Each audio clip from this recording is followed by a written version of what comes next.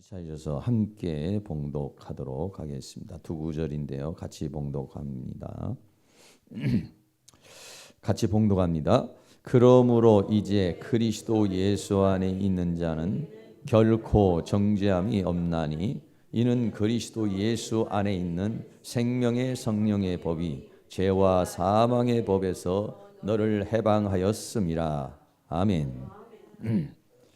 주님의 은혜가 이 시간 여러분에게 함께하기를 주의 이름으로 축원합니다. 우리 옆에 있는 분에게 만나서 반갑습니다. 은혜의 시간이 되시기 바랍니다. 인사 한번 나누시기 바랍니다. 오늘 말씀의 제목은요, 정죄와 징계라는 이런 주제로 하나님 말씀을 대언하도록 이렇게 하겠습니다. 로마서의 말씀은 우리가 확실히 알면은 구원이 무엇인가, 어떤 게 구원인가, 그리고 하나님께서 인류를 향한 하나님의 뜻이 무엇인가, 그러니까 어떤 하나님의 구원의 프로젝트, 하나님의 구원의 어떤 마스터 플랜, 이런 것을 우리가 확실하게 알 수가 있습니다. 우리 눈에 하나님이 보이지 않죠. 근데 도대체 하나님은 이 세상을 왜 만드셨고 나라고는 존재는 왜 여기 있는가, 이런 부분들에 대해서 우리는 많은 궁금증이 있습니다. 인간은 어디서 와서 어떻게 되다가 어떻게 돌아가는가 하는 이런 모든 부분에 있어서 이 로마서는 아주 정확하게 또 우리에게 분명하게 우리에게 그렇게 말해주고 있죠. 그래서 성경을 알고 특별히 이 로마서를 잘 알아야 인간의 정체성, 나라는 존재의 정체성이 분명하게 바르게 정리가 된다, 이렇게 말할 수 있어요. 하나님을 알지 못하고 성경을 알지 못하고는 자기의 정체성을 바로 세우기가 어렵습니다. 왜 그러냐면 그거는 창조주 안에서의 세워진 그 정체성이 아니기 때문에 늘 그것은 변할 수가 있고 또 그건 불완전한 것이다, 이렇게 말할 수 있는데요. 이 로마서를 안다는 건 참 중요한 그런 것입니다. 성경 중에서 꽃이 바로 이 로마서고, 또 로마서 중에서도 가장 핵심적인 부분이 바로 로마서 8장이라고 이렇게 말할 수 있어요. 성경이 말이죠, 신구약 합쳐서 1189장으로 돼 있어요. 1장, 2장 이렇게 1189장 되는데 이 1189장 중에서 로마서 이 8장, 이 한 장이 아주 중요한, 성경 중에서도 아주 핵심적인 그런 부분이라고 이렇게 말할 수가 있겠어요. 그렇기 때문에 이 로마서를 우리가 잘 인식하는 것이 매우 중요하다고 이렇게 생각할 수가 있고 또 말할 수가 있겠습니다. 그래서 이것을 여러분들이 이제 잘 몇 번씩 읽어보고 또 묵상을 해야 또 우리가 또를 알 수가 있는 것이죠. 첫 번째로는요, 성경이 오늘 뭐라고 말하냐면은 우리는 결탄코 정죄함이 없다, 이렇게 말합니다. 로마서 8장 1절에 말하기를 그러므로 이제 그리스도 예수 안에 있는 자에게는 결코 정죄함이 없다, 있어요.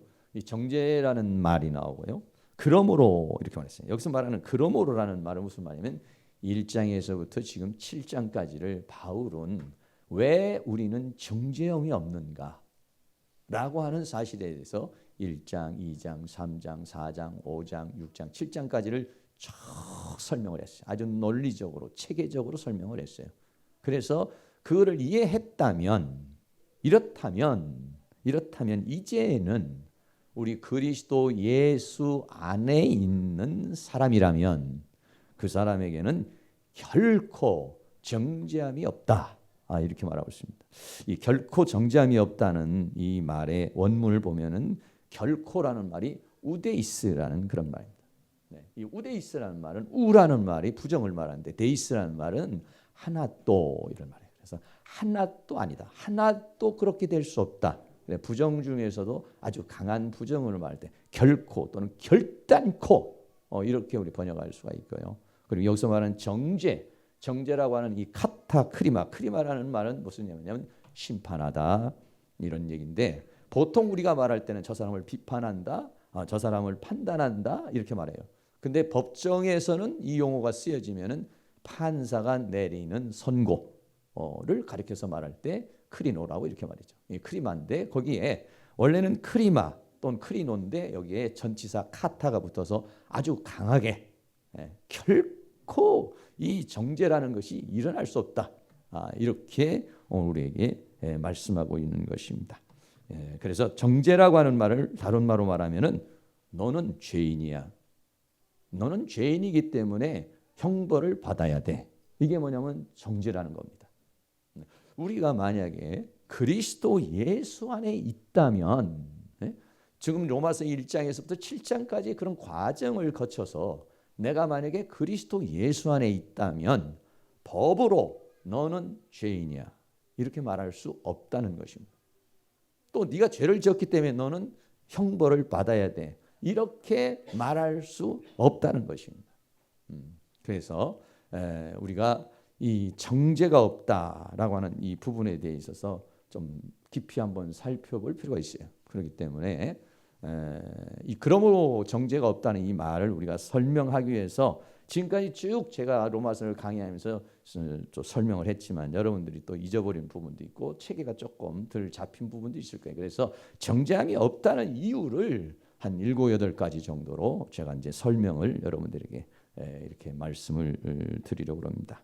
정죄함이 없는 이유가 왜 우리는 그러면은 더 이상은 우리는 너는 죄인이야. 너는 죄인이기 때문에 형벌을 받아야 돼. 너는 지옥으로 가야 돼. 라고 하는 이 법과 그리고 이러한 사단으로부터의 어떤 고소와 또는 심판을 받지 않는 존재가 됐는가 하는 건데요. 그건 첫 번째로 율법에서 믿음의 부분으로 우리는 이제 옮겨져서 믿음으로 말미암아 의롭게 되었기 때문이다. 성경이 이렇게 말합니다. 로마서 3장 20절부터 보면 그러므로 율법의 행위로는 그의 앞에 의롭다 하심을 얻을 육체는 없다. 그래서 율법으로는 죄는 깨달을 수 있지만 이게 죄구나. 죄는 깨달을 수 있지만은 율법을 지킴으로 인해서 의롭다 하심을 받을 사람은 없다. 그래서 21절 이제는 율법 외에 율법으로 안 되기 때문에 하나님의 한 의 하나님이 제시하시는 의에 이르는 방법이 나타났으니 율법과 선지자에게 증거를 받은 것이다. 22절 곧 예수 그리스도를 믿음으로 말미암아 모든 믿는 자에게 미치는 하나님의 의인이 차별이 없다. 이렇게 말했어요. 다시 말하면 인간의 행위로 율법을 지킴으로 의롭다함을 받지 못하니까 하나님께서 우리 인간에게 제시한 하나님의 의가 있는데 그게 뭐냐면 믿음으로 말미암는 의라는 거예요. 그 믿음 무엇을 믿느냐? 예수 그리스도를 믿는 믿음의 의다.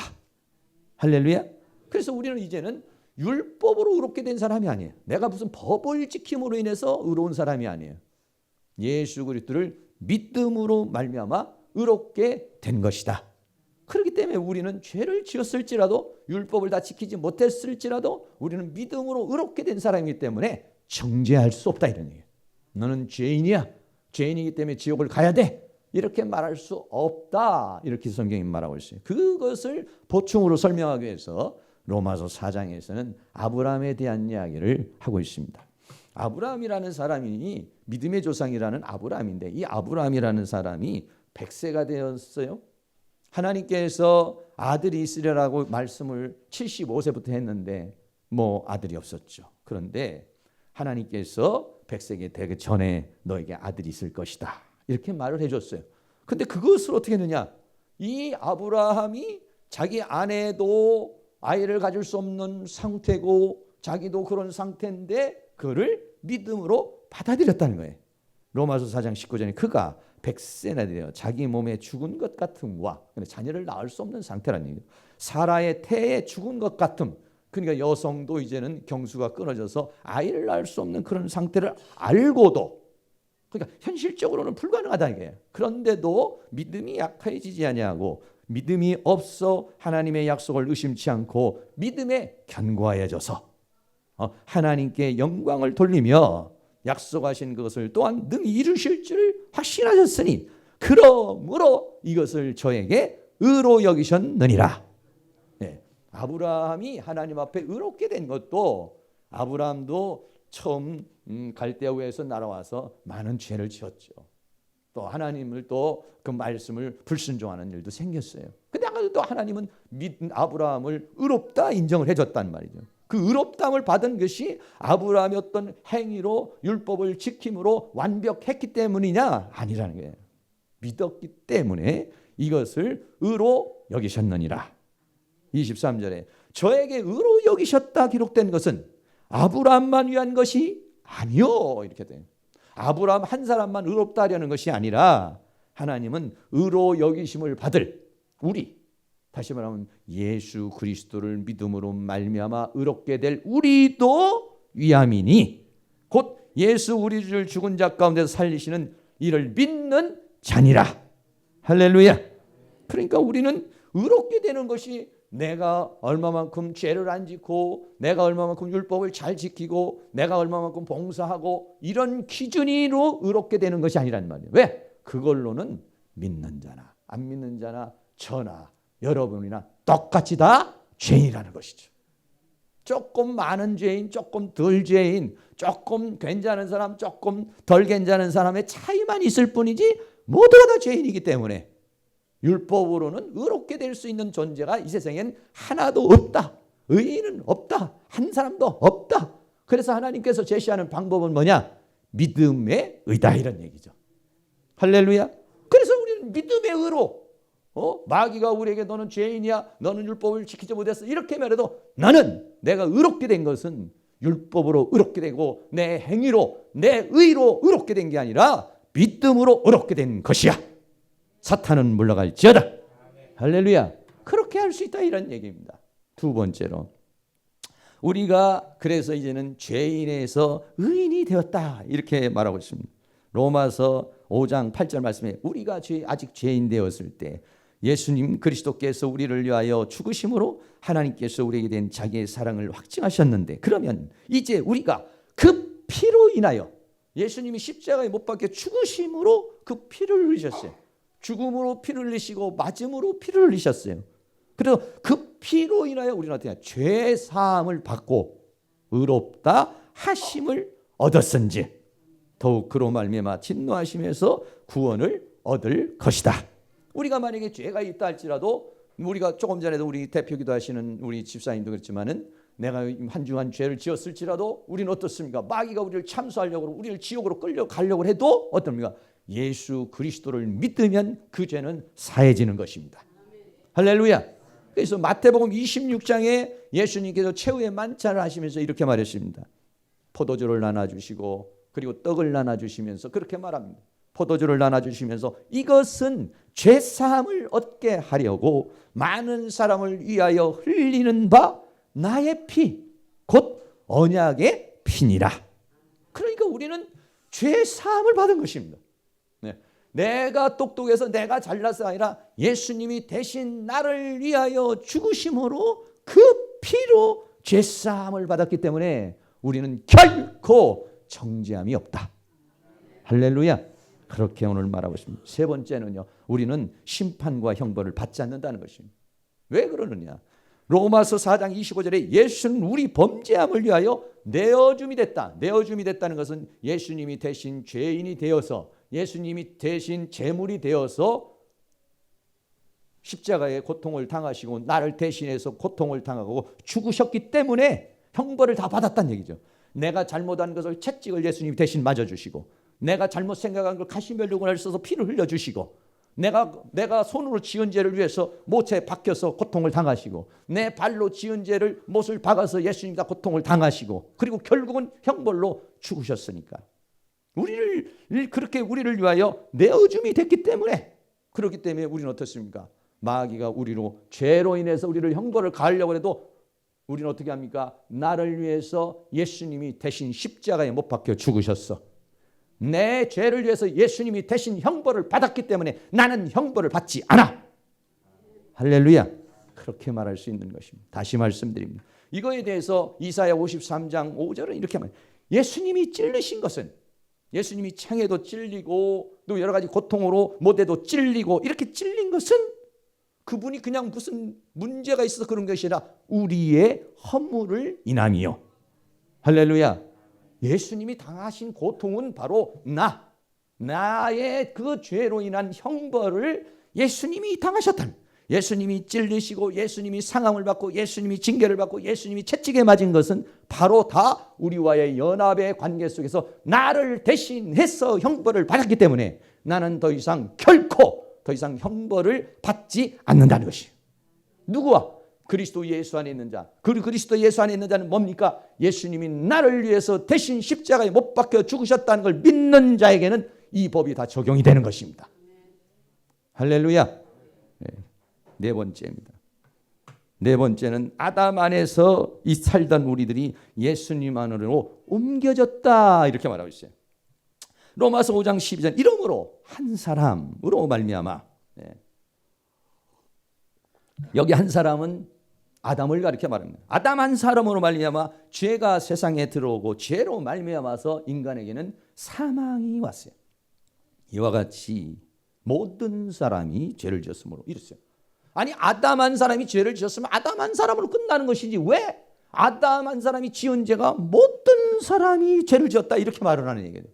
그건 왜 그러냐면 아담으로부터 태어나는 모든 혈통의 사람은 아담에게 속해 있는 것이기 때문에 그렇습니다. 아담에게 연합되어 있는 것. 아담에게 내린 저주, 아담에게 내린 고통, 아담에게 받아야 될 그 모든 것들은 우리 모든 인류에게 다 전가가 되게 돼 있습니다. 그러니까 한 사람으로 말미암아서 이 세상에 죄가 왔고 그 사망이 왔는데 너는 정령 죽으리라 했는데 아담만 죽은 것이 아니에요. 우리 모든 아담의 혈통을 따라서 태어난 모든 사람이 죄를 졌으면 이걸 뭐라고 하느냐 성경은 원죄라고 이렇게 말합니다. 아담과 연합되어져서 우리는 내가 원치 않아도 아담에게 내린 저주를 통해서 수고해야 되고 고통을 당해야 되고 질병으로 고민해야 되고 또 하나님과의 관계가 끊어지고 이런 고통 속에서 인생은 죽게 돼 있단 말이에요. 그런데 17절 한 사람의 범죄로 인해서 사망이 그 한 사람으로 왕노릇하였다. 아담 한 사람으로 말미암아서 사망이 이 땅에 와서 인간을 그렇게 고통스럽게 했던 것처럼 더욱 은혜와 은의의 선물을 넘치게 받는 자들이 한 분 예수 그리스도로 말미암아 생명 안에서 왕노릇하려다. 할렐루야. 조금 더 말씀. 그런즉 한 범죄로 많은 사람이 정죄에 이르는 것 같이 의의 한 행동으로 말미암아 많은 사람이 의롭다 하심을 받아 생명에 이르렀느니라. 또 말합니다. 한 사람, 계속 한 사람에 대한 얘기, 한 사람, 한 범죄, 한 사람의 순종치 아니함, 아담 한 사람의 순종치 않은 사람으로 아니함으로 많은 사람 모든 인류를 말합니다. 모든 인류가 원죄를 가진 죄인이 된 것 같이 한 사람의 예수님이다. 이거는 예수님 한 분의 순종하심으로 말미암아 예수 그리스도를 믿는 모든 사람들이 의인이 되리라. 할렐루야. 그렇습니다. 우리는 과거에는 아담 안에 있었습니다. 아담과 연합되어 있습니다. 내가 좋든지 싫든지 나는 태어날 때부터 원죄를 가지고 태어났고 태어날 때부터 죄성을 가지고 태어난 존재였습니다. 거부할 수 없었습니다. 한 번 죽는 건 정한 것이기 때문에 누구나 다 죽습니다. 그 누구도 거스릴 수가 없어요. 그런데 어떻게 됐냐? 이런 상황에 있던 자들이 예수 그리스도를 영접함으로 어떤 현상이 있느냐? 아담 안에서 예수 그리스도 안으로 옮겨져 버렸다는 것입니다. 할렐루야.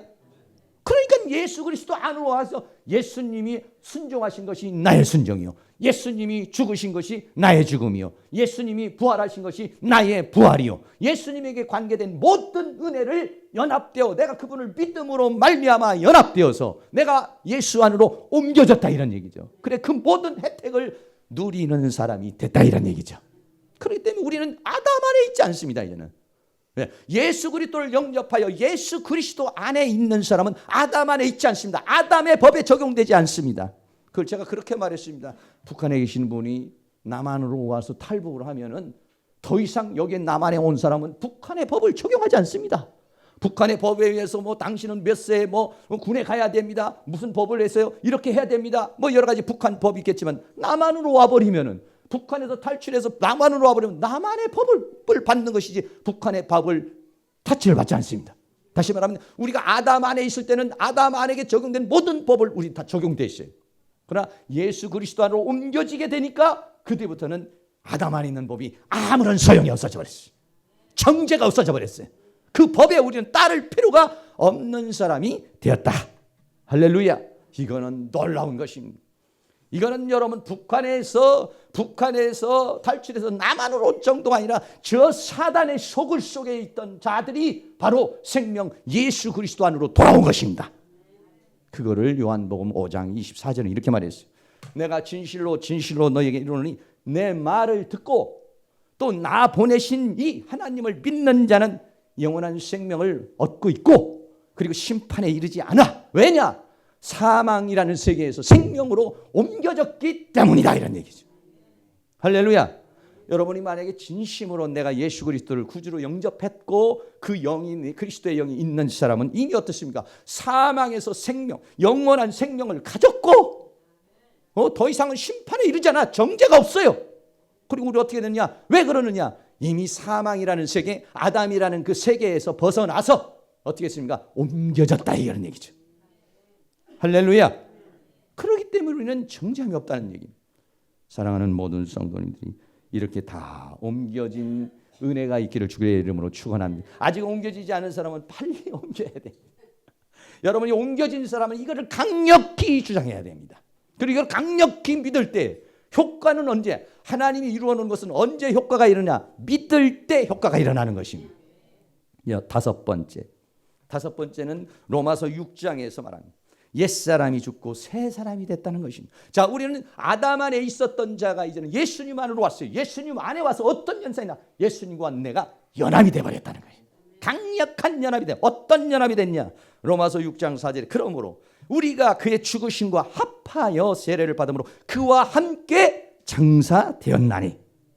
죽은 정도가 아닙니다. 이제 죽은 사람을 완전히 장사 지내버렸다는 거예요. 왜냐? 이는 아버지의 영광으로 말미암아 그리스도를 죽은 자 가운데서 살리신 것 같이 우리로 또한 새 생명 가운데서 행하게 하려 함이라 이랬어요. 다시 말하면 무슨 말이냐면은 예수님과 연합이라는 관계가 어떻게 이루어지는 것이냐면은 예수 그리스도께서 내 안에 영으로 들어오실 때 내가 예수님을 나의 구주로 영접합니다. 여러분들이 그렇게 말할 때 예수 그리스도의 영이 내 안에 들어오는데 내 안에 들어오는 이 예수 그리스도의 영이 어떤 영이냐? 고린도전서 15장 45절에 살려주는 영이 되는 것입니다. 생명의 영입니다. 그분이. 그래서 들어오셔서 죽어 있었던 내 영을 살려내버리는 거예요. 죽어 있던 내 영을 살린다는 것은 뭐냐면 죽어 있던 나의 옛사람, 죽어 있던 나의 옛사람은 죽고 끝나버리고 본질적인 걸 말해요. 영의 상태를 가리켜서 말해요. 내 영의 상태, 영이 죽어 있었던 그 영의 세계는 사라져버리고 내 안에 어떤 역사가 일어나냐면 새 생명의 탄생의 역사가 일어나는 거예요. 그러면 어떻습니까? 나라고 하는 본질의 영은 끝나버린 거예요. 원죄를 가지고 있는 나라는 존재는 없어져 버린 거예요. 성경은 뭐라고 합니까? 하도 의심스러워할 거니까 그와 함께 장사되었나니.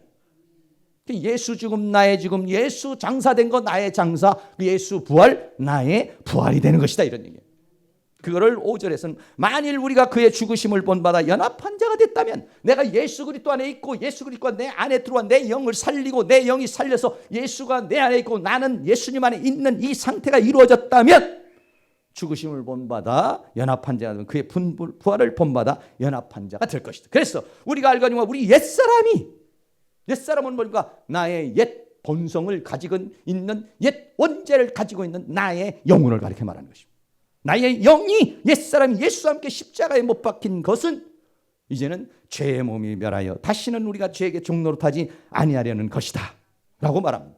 이거를 다시 조금 어려운 얘기. 왜냐하면 우리의 영의 본질을 얘기하는 것이기 때문에 조금 쉽지 않습니다. 이거를 8장 10절에 이렇게 말했어요. 또 그리스도께서 너희 안에 계시면, 어떻게 예수님이 내 영에 그리스도의 영으로 살려주는 영으로 네 안에 계시면, 이 몸은 이미 죽은 것이지만은 그러나 내 영은 그 의로 인하여, 내가 그를 믿는 그 믿음의 의로 인하여 내 영은 산 것이 된 것입니다. 할렐루야. 잘 따라오고 계신지 모르겠어요. 잘 따라오셔서 잘 이해를 하면 그렇구나 여러분들이 하면서 굉장히 은혜가 될 수 있는 그런 부분이. 그거를 고린도후서 5장 17절은 이렇게 말해요. 그런즉 누구든지 그리스도 안에 있으면, 그리스도 안에 있다는 건 예수님이 내 안에 있고 내가 예수님 안에 있는 연합의 상태가 됐다면 우리는 뭐냐? 새로운 피조물이라. 피조물이라고 이렇게 말해요. 이 피조물이라고 하는 말, 크리티스, 크티스 이렇게 말하는데 이 크리티스라고 하는 말은 뭐냐면은 창조하다 이런 말이에요. 새로운 창조물이라는 것입니다. 왜? 내 영이 죽고 다시 살았으니까. 할렐루야. 여러분들이 만약에 내 영이 죽었던 내 영이 죽고 이제 다시 살았다면 그걸 성경은 뭐라냐? 요한복음 3장에서는 거듭남이라고 이렇게 말했어요. 만약에 그런 일이 우리에게 일어났다면 새로운 피조물이라. 이전 것은 지났으니 옛사람의 세계는 끝나버렸으니 보라. 뭐가 됐습니까? 새 것이 되었도다. 그래서 에베소 4장 22절에는 그러므로 너희는 유혹의 욕심을 따라 썩어져가는 구습을 쫓는 옛사람은 벗어버리고 오직 심령으로 새롭게 되어 하나님을 따라 의와 진리의 거룩함으로 지으심을 하는 새 사람을 입으라. 할렐루야. 그렇기 때문에 우리는 어떻습니까? 이제는 뭡니까? 원죄를 가지고 있는 나라고 하는 존재는 사라져 버렸습니다. 예수 그리스도께서 죽으심으로 인해서 나는 십자가의 죽으심으로 그분의 영이 들어와서 실제적으로 내 안에 있던 옛날 과거에 나는 끝나버린 겁니다. 새로운 창조가 일어나는 것. 그것이 뭐냐? 거듭남이요. 새로 태어난 겁니다. 새로운 창조의 역사가 내 안에 일어났기 때문에 원죄로 인해서 지옥 갈 일은 없다 이런 얘기죠. 할렐루야. 그게 뭐냐면 결코 정죄함이 없다는 얘기입니다. 여섯 번째입니다. 여섯 번째는 로마서 7장에서는 옛 남편인 율법이 죽고 새 신랑이신 예수 그리스도와 결혼했다 이렇게 말합니다. 로마서 7장 4절에 그러므로 내 형제라 너희도 그리스도의 몸으로 말미암아 율법에 대하여 죽음을 당하였으니 이는 다르니 곧 죽은 자 가운데서 살아나신 이에게 가서 우리로 하나님 위하여 열매를 맺히게 하려 함이니라. 로마서 7장에서 우리가 율법에서 벗어났다는 것을 설명하려고 뭘 설명했냐면 남편과 신랑의 관계를 이렇게 들었어요. 그 어떻게 됐냐면 옛날에 있던 나라는 존재가 죽어버렸기 때문에 나라는 존재가 죽어버렸기 때문에 옛날에 있었던 그 남편과의 관계가 끝나버렸다는 것이에요. 그 새로운 존재가 됐기 때문에 이 새로운 존재가 누구? 새로운 신랑이신 예수님과 연합을 하고 결혼을 해버렸기 때문에 이제는 그 율법이라고 하는 옛 남편에게 매여 있을 필요가 없는 사람이 되었다 이런 얘기죠. 할렐루야. 그래서 우리는 뭐라면 예수님을 나의 신랑이라고 이렇게 얘기하는 것입니다. 예수님이 나의 신랑이라는 얘기는 뭐냐면 예수님과 내가 연합이 됐다는 거예요. 그렇기 때문에 우리는 뭐냐면 결코 우리는 이제는 정죄함이 없다 이렇게 말하고 있는 것이죠.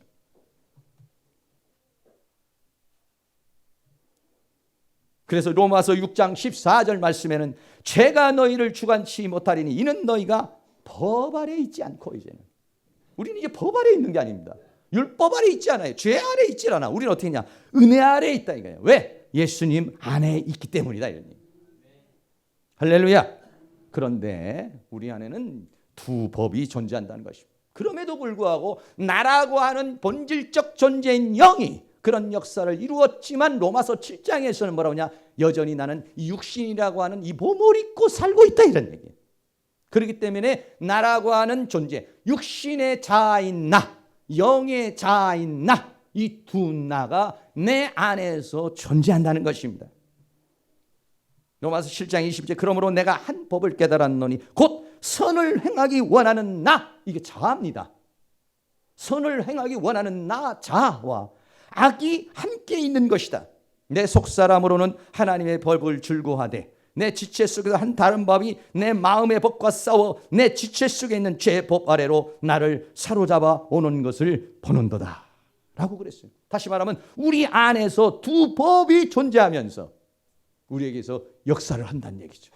그러니까 왜냐하면 내 영이 그렇게 본질적 구원은 이루었지만 몸을 입고 있기 때문에 아직까지는 완성된 구원은 아니라는 얘기죠.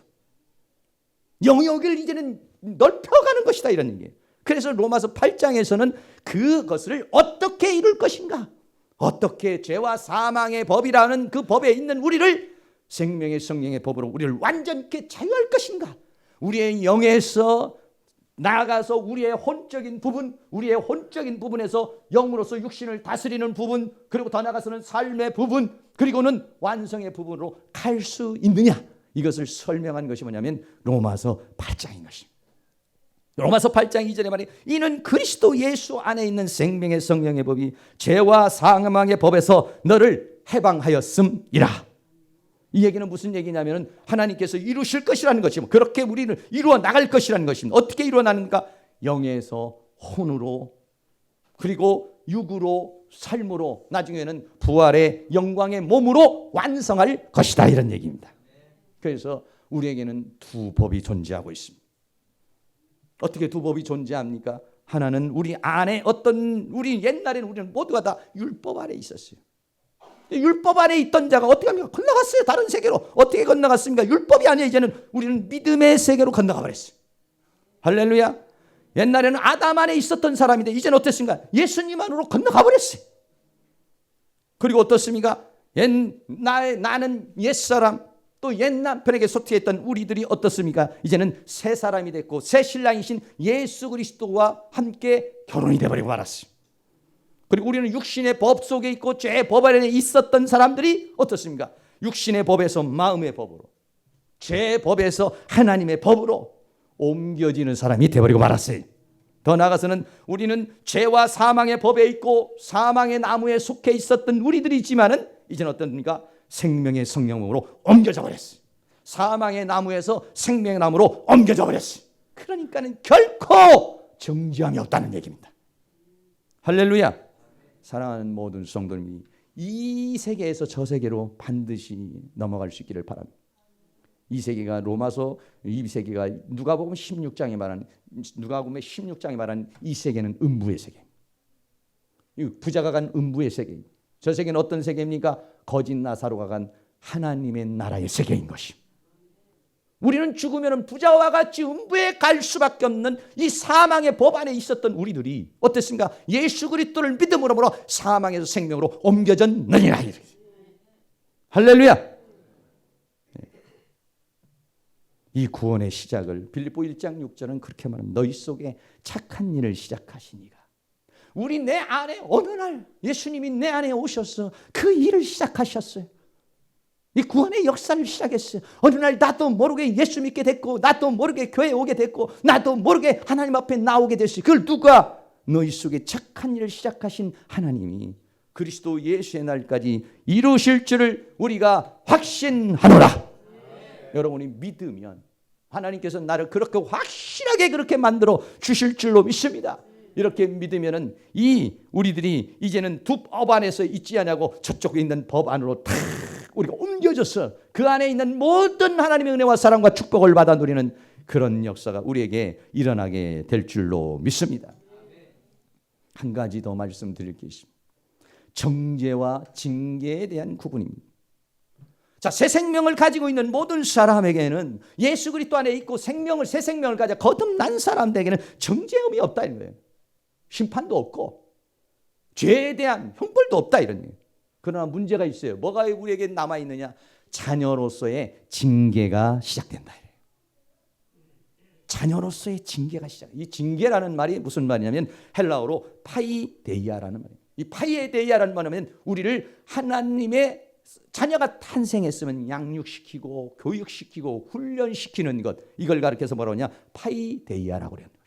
우리는 이제 거듭나서 새로운 존재로 탄생이기 때문에 이 새로운 존재로 탄생된 존재들이 이제는 하나님의 말씀에서 성령에 의해서 교육이 들어가는 것입니다.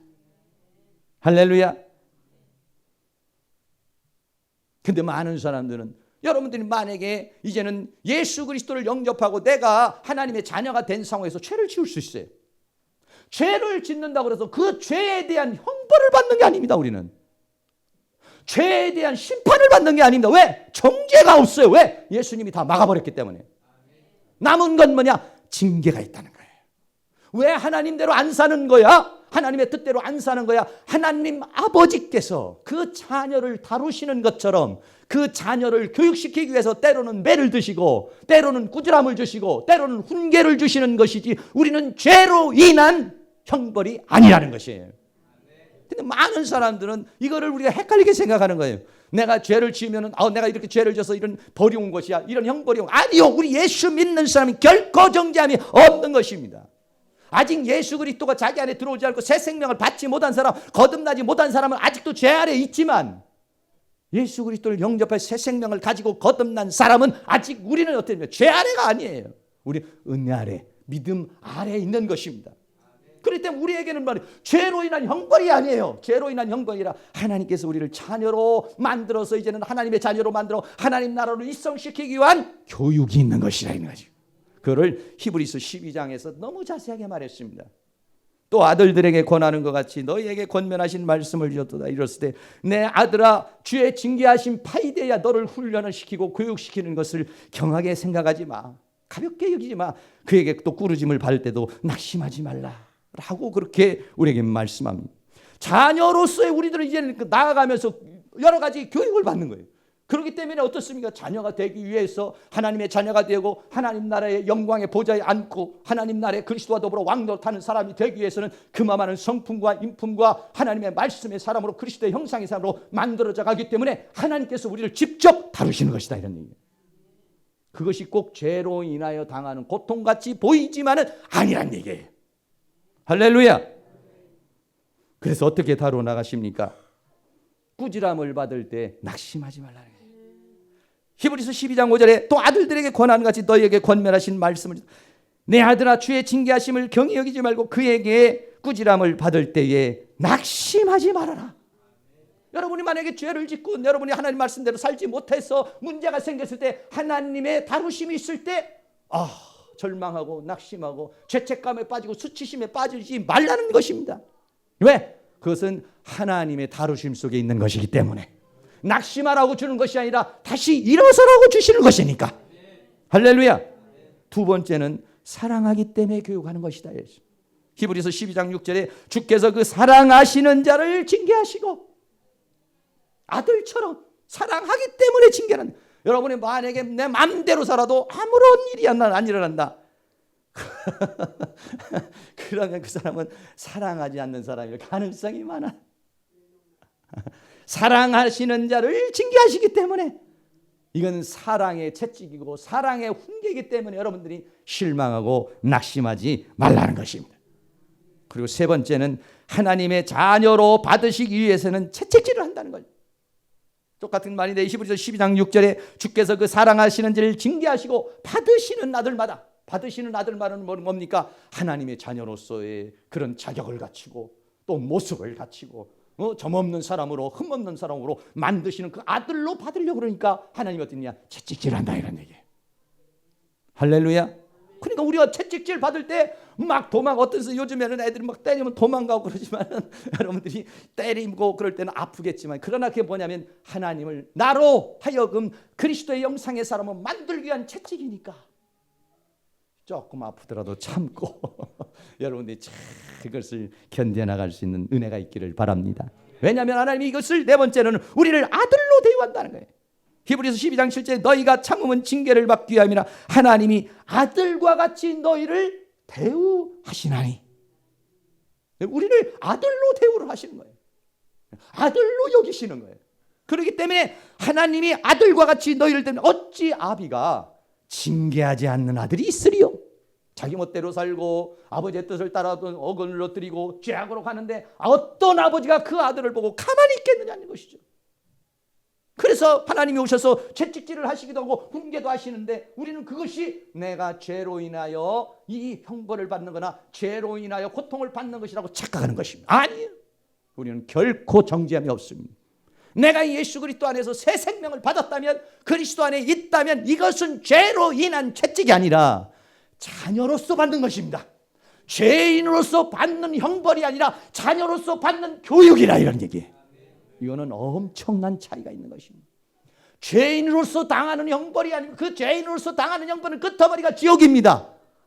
그러나 아들로서 겪는 이 파이데이아, 이 양육과 훈련은 어떠냐? 하나님의 영광의 나라로 입성되어지는 것입니다. 그러니까 우리를 아들처럼 대하는. 다섯 번째, 징계가 없으면 참 아들이 아니라. 히브리서 12장 8절에 징계는 다 받는 것이거늘 너희에게 없으면, 징계는 다 받는 것이거늘. 나는 징계 안 받는데요. 혹시 여기 계신 분 중에 나는 징계라는 게 없습니다. 그러면은 사생자이거나 특별한 것입니다. 그러나 여러분이 만약에 조금이라도 뭔가 하나님 말씀을 떠나면 양심이 찔리고 내가 이렇게 살면 안 되는데, 여러분이 만약에 그는 하나님께서 내게 내 양심을 통해서 말씀하시는 것입니다. 그게 뭐냐? 참 아들이기 때문에. 징계는 다 받는 것이기 때문에 건너를 너희에게 없다면 하나님의 말씀을 따라 살지 않는데도 아무런 일이 없다면 사생자요 참 아들이 아니니라. 그러니까 만약에 징계가 올 때마다 하나님의 사랑의 손길로 여러분이 느끼실 수 있기를 축복합니다.